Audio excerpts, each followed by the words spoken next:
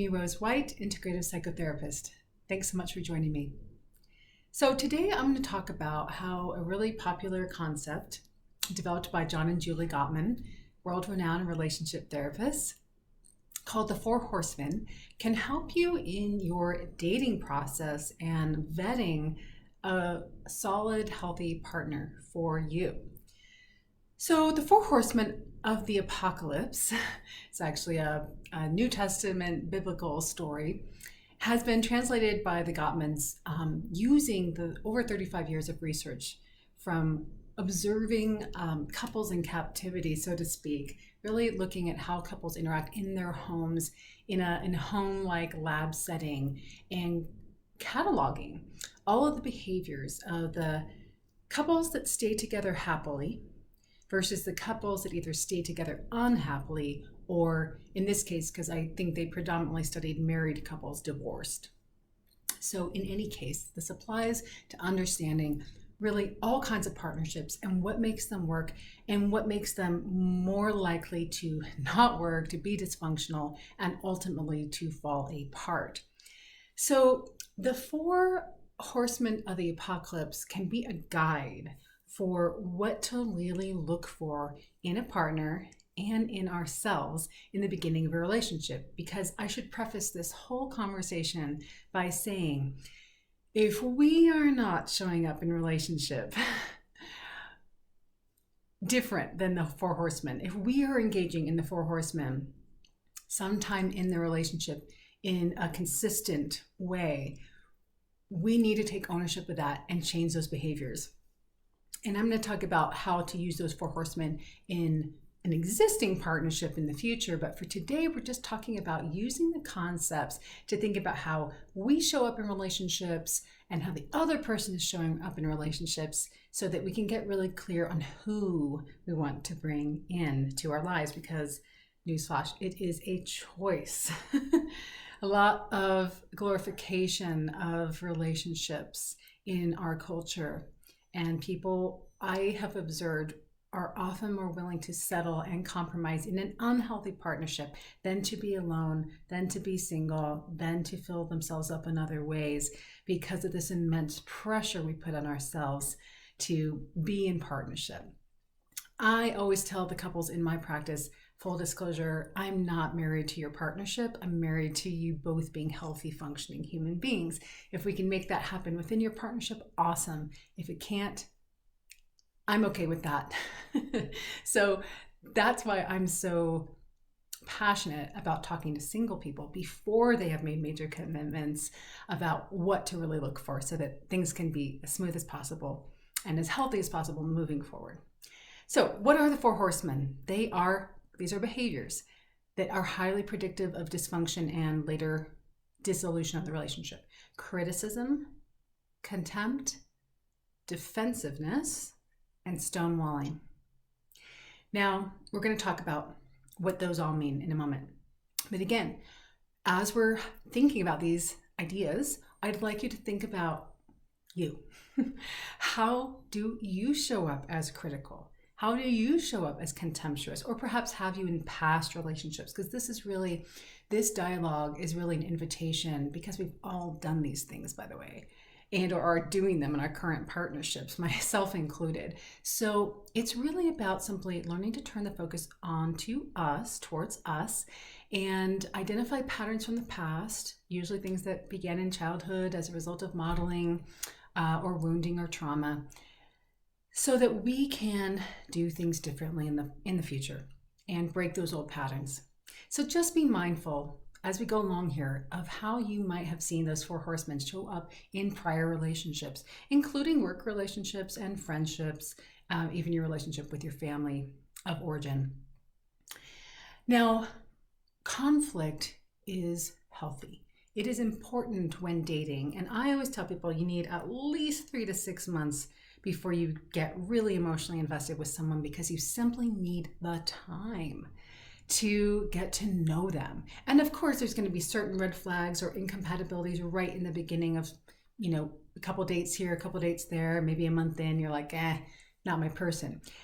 However, for those folks that you really have a strong connection to, a strong attraction to, and you start really thinking, and I think this could go somewhere, that's when I invite you to take a deep breath, slow the process, and give yourself time. It doesn't mean that you don't stop seeing other people or that you aren't celebrating and excited about this potential partnership, but that you give yourself the time it simply takes to observe and notice and watch and not jump to conclusions that someone's going to be a healthy partner for you without giving it some time so that you can see the behaviors consistently.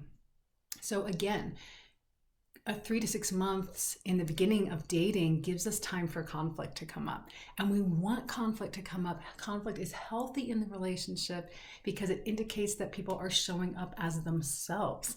If there's no conflict in the relationship, and I've worked with many a couple that never fought, had a very peaceful marriage or partnership and broke up and ended, sometimes after 15, 20, even 30 years. So they actually suffered from lack of conflict because it meant they weren't communicating. It meant they weren't showing up as themselves, because there is no way two people, I don't care how similar you are going to agree on everything. And our old stuff is going to get triggered in a relationship. That's what I believe the purpose of relationship for. It's actually to heal those old wounds that get activated in relationship so that we can transform into a deeper sense of strength and trust in ourselves and in life. So it's how we manage the conflict. So when it comes to observing someone else, I want you to really think about, I kind of expressed discomfort or something I didn't like, or gave some feedback, or I complained about something.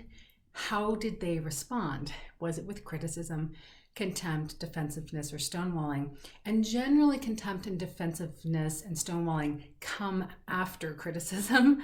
However, some people with a lot of unhealed wounds will hear anything you say as criticism. And they will respond to you with contempt and defensiveness and stonewalling as if you were someone else from their past that has wounded them. And that's what I want you to keep an eye out for. Especially as intimacy, emotional and physical, but especially emotional intimacy progresses, fears around intimacy will come up, and you're more likely to see some of those unhealthy behaviors projected on you. And then the question really is, can you and this new person talk about it? Is there an acceptance of responsibility and a willingness to change those behaviors so that the relationship feels more functional? All right, let's begin with criticism. What is it? Well, it's probably pretty obvious to most of us, but criticism is not complaining. Complaining is, I thought you were going to be here on time. You promised, and I'm really disappointed. That's a complaint or a critique. Criticism is more like character assassination. You never labeling, you're selfish, you don't care, really broad global statements that kind of demean a person. Even things like, you're too sensitive. That's one of my least favorites because it's a manipulative way to invalidate someone's emotional experience. If someone is sharing an emotional experience in a non-critical way, simply saying, this is what's happening for me right now, I'm feeling this, and someone labels you and criticizes you for the feeling, that is a warning sign. That is not going to get better later. So it really is criticism. It can be a way to control what you are describing, what you're sharing, how you show up in the relationship. So be very, very wary of how that person is relating to you. Now, here's the key here. In the first 1 to 3 months, sometimes even 6 months, sometimes people even last a year, folks are on their best behavior, as you probably know. So that's why it takes so much time. I really think it takes 2 full years to totally know somebody. And then, of course, we're always evolving and changing. But to know someone's core stuff that's going to show up in the relationship, you will know that by then. But what that leaves us with, because we're all trying really hard to not put on an act, but definitely put our best foot forward when we are dreaming of being someone and we really want to make it work. We see the relationship going somewhere. So the way that you can use the four horsemen in your favor is to notice if any of those are coming up in that person's relationship to others. Are they highly critical of others? Are they highly critical of themselves? If they're highly critical of themselves, they might end up being very highly critical of you. That is a defense mechanism called projection, which is basically unavoidable for those of us that are highly judgmental self-critics, which is, I believe, the vast majority of people. So notice how they treat their family members. Notice how they speak about wait staff in restaurants. Notice how they talk about friends. Are they highly critical? That will come back to haunt you. Moving on to contempt. Contempt is basically a form of hatred or disgust. It really indicates someone who, just feels a sense of superiority over another. And so examples might be sarcasm, name calling. So it can be a little obvious, can be more subtle. Name calling is pretty obvious. Sarcasm is a little more subtle. Eye rolling. That's a classic contemptuous behavior. Again, highly predictive of splitting up, dysfunction in a relationship, and divorce. How does that person walk in the world? Do they roll their eyes about how stupid their neighbor is, or how dumb that lady's outfit was, or are they just generally, do you start seeing a negative attitude that they have about other people and a sense of superiority? They will later project that onto you. No one is immune. So I'm really talking about using these four horsemen as sussing out red flags and behavior that might be more subtle, because they might not necessarily be directed to you at all, at least in the beginning. But I promise you, it's coming. It's coming down the line. You will experience it later. So far we talked about criticism and contempt. Now we're going to discuss defensiveness. Defensiveness, of course, is really when we put our dukes up. We are hearing something as though it were criticism. And again, we need to be very mindful. Are you a critical person? Are you judging, using you statements, using absolutes, name calling, these sorts of things? Well, then it's natural to be defensive when you're being attacked. However, if the person that you're dating tends to be defensive just about anything and everything, or lots of things in situations where you're not really seeing the direct attack, whether that's from you or from someone else, that's really important to take note of, because part of defensiveness is being a victim. It's hearing the person you're dating say, hey, I thought you were going to be here, at 9 a.m. for that hike, and I've been waiting. Them saying, well, you could have called me, and I don't know why you are such a perfectionist about time, because no one else I know is like that, and you might as well just go, do your own thing then. I'm so sorry that I, wasted your day. So there we have contempt and defensiveness in that example. And that person sort of playing the victim, like, well, you are a difficult person. and it takes the focus off of the error they have made, which is really no big deal. We all make mistakes. We blow each other off. We're late sometimes. Sometimes we're not as conscious of other people's time as we could be. And that's that opposite quality of defensiveness, the ability to take responsibility. That is a green flag in relationships. That's the kind of person that you want to be and that you want to choose to keep into your life, because that person acknowledges their part. And then when you feel acknowledged, you're not really upset anymore, and you can go move on and have your fun relationship together. But if there's a constant cycle of defensiveness, you're never going to feel seen and heard and validated. And I promise you, that will get worse during the relationship, not better, unless that person really sees that pattern, sees that behavior as not helpful, not functional, and is willing to change it and read some books, talk to a therapist or a coach, really watch some YouTube videos, get an understanding of what's behind their defensiveness and how to change it. And then the last one of the four horsemen, stonewalling. So stonewalling is really shutting down, withdrawing, It can show up as ignoring your texts, acting really busy, getting distracted by something else. And it's usually a result of what the Gottmans call flooding, and any of us trauma therapists speak about in terms of flooding in the brain, which is really where there's all this cortisol and norepinephrine and adrenaline and stress hormones that activate the lizard part of the brain. You might have heard me talk about in other videos that basically gets us into fight, flight, freeze, fawn responses, which a lot of these other things do, but stonewalling do as well. But stonewalling in particular is usually a result of the brain and body feeling too overwhelmed and shutting down. So criticism and contempt and defensiveness will often lead to stonewalling. So then both partners are kind of shutting down from one another or acting out more. Maybe one partner gets more defensive and angry and one partner is just shutting down and withdrawing. Now, if you see that in someone when you're dating, if you see that as soon as you disagree with them in any way, or someone else is having a conflict with them and they just don't respond to their text, they just say, I'm just not gonna engage. Guess what? You guessed it. It's gonna get worse. It's going to happen with you. That same behavior is going to be amplified later down the road in the relationship.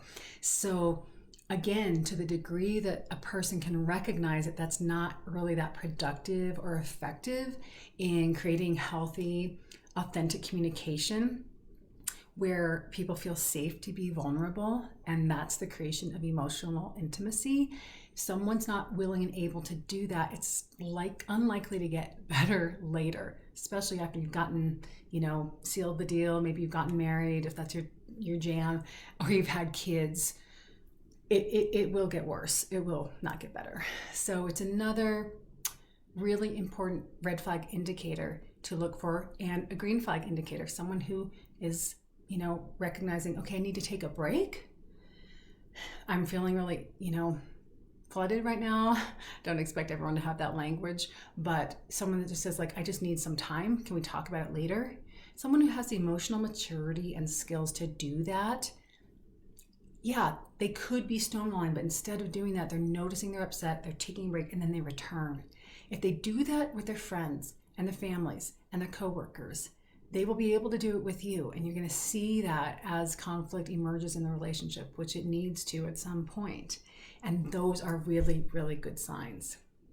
So to summarize, the opposite of the four horsemen, criticism, contempt, defensiveness, stonewalling, are the green flag, good stuff. That is people that use I statements to express how they feel and what they need. A culture of appreciation, people who are, and this is all Gottman antidotes to the horsemen, by the way, people who freely are able to tell you what they love about you, why they like you, and others, and their community. People who are just generally appreciative and grateful and positive about the people in their lives. That's a green flag. That's the antidote to contempt. Taking responsibilities, the antidote to defensiveness, someone that generally does that with you and in their life, green flag. And then someone who can take breaks and self-soothe and calm themselves down before they rejoin a conversation anywhere in their life, and especially with you, green, green, green flag. So ask yourself, am I a green flagger?